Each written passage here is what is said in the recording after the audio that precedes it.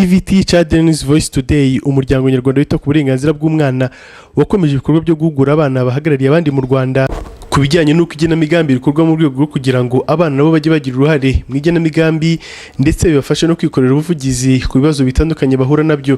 Mu mahugurwa umuryango wageneye abana bo mu karere ka NYARUGURU mu mirenge ya Nyabimata n'Amata, abana bahagarariye abandi bagaragaje ibibazo bikunze kubangamira bagenzi babo muri iyi mirenge. Ibibazo by'ingutu abana bo mu murenge wa Amata bafite ibibazo by'abana bakoreshwa imirimo ivunanye, gukurwa mu mashuri bakajya gukora mu cyayi, gukurwa mu mashuri bakajya gukora akazi ko mu rugo, guterwa inda ku bana bakiri bato, gukoreshwa imirimo ivunanye.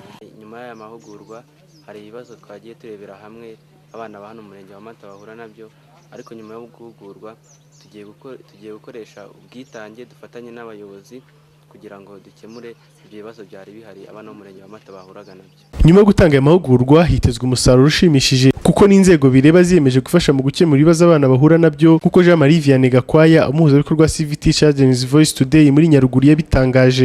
Hari icyizere mu by'ukuri cy'impinduka zikomeye agiye kuzana, kubera ko twari kumwe n'abantu bafite mu nshingano ibyo bibazo by'abana.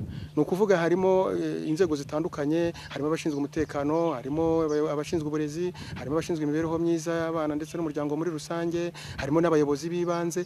Abo bose tuvuye aha ngaha biyemeje yuko buri wese kukimureba, ku kibazo umwana ahura nacyo areba kimureba ku rwego ashinzwe, agiye gushyiramo imbaraga, ndetse baduha n'igihe ntarengwa, bagiye baduha n'igihe ntarengwa ibyo bibazo bishobora kuzaba byakemukiwe ku buryo twazagaruka tugakora isuzuma tukareba aho bigeze. Koleta Kayitesi umuyobozi w'akarere wungirije ushinzwe imibereho myiza y'abaturage mu karere ka NYARUGURU yavuze ko aya mahugurwa azafasha abana kurwanya ihohoterwa ribakorerwa, kuko mbere hari ibyo bakorerwaga batazi ko bari guhohoterwa.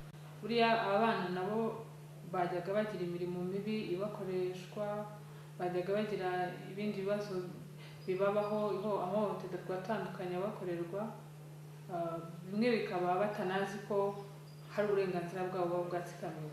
Aya mahugurwa rero azafasha abana gusobanukirwa n'uburenganzira bwabo n'ibibujijwe ku bana, noneho nabo bagira uruhare mu by'ukuri mu kurwanya ihohoterwa ribakorerwa. Uretse mu karere ka NYARUGURU, aya mahugurwa yatanzwe no mu tundi turere dutandukanye tugize igihugu nka Bugesera, Gatsibo na Ruhango n'ahandi. Iki kikaba ari igikorwa kizakomeza kugira ngo uburenganzira bw'umwana bukomeze kubahirizwa.